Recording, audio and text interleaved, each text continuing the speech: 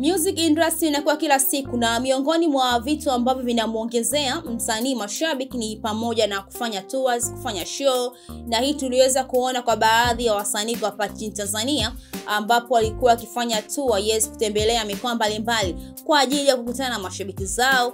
Lakini hata viingilio vyao katika show ilikuwa sio viingilio ambavyo vya kuumiza sana, ni kiingilio ambacho kila mmoja anaweza kukimudu. Na hii naweza nikasema hivi baada ya kuona D'Voice kuposti kupitia page yake ya Instagram.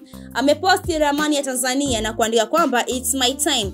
Kila mmoja amezungumza kwa mtazamo wake, na hata ukipitia comments za watu wengi wameweza kumpongeza. Huenda labda D'Voice kuna tour ambayo inakuja ya kuweza kutembelea mikoa mbalimbali kwa hapa nchini Tanzania kwa ajili ya kukutana na mashabiki au kwa ajili ya kufanya shows mbalimbali. Na hii itakuwa si mara ya kwanza kwa D'Voice kufanya kitu kama hichi, kwa sababu tumeshaweza kuona baadhi ya wasanii kwa hapa nchini Tanzania wakifanya tours, lakini kuna mpaka ile chaka tuchaka tukawa tunaziona, mpaka kuna baadhi ya watu wakawa wakisema kwamba inawezekana labda msanii ameshuka hivi katika masuala mazima ya music na kuamua sasa kuingia kutafuta mashabiki.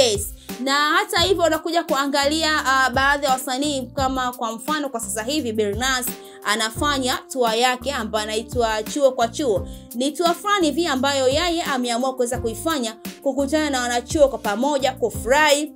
Na tayari kuna mikoa ameshaiweza kuorodhesha, ni mikoa 5, na huku bado mikoa 5 akisema kwamba vipi kuanzia namba 6 mpaka namba 10 ni mikoa ipi hapo. Ameweza kuachia hiyo nafasi mashabiki zake waweze wenyewe kuchagua ni mikoa ipi sasa ambapo itaweza kupata nafasi kuanzia namba 6 mpaka namba 10.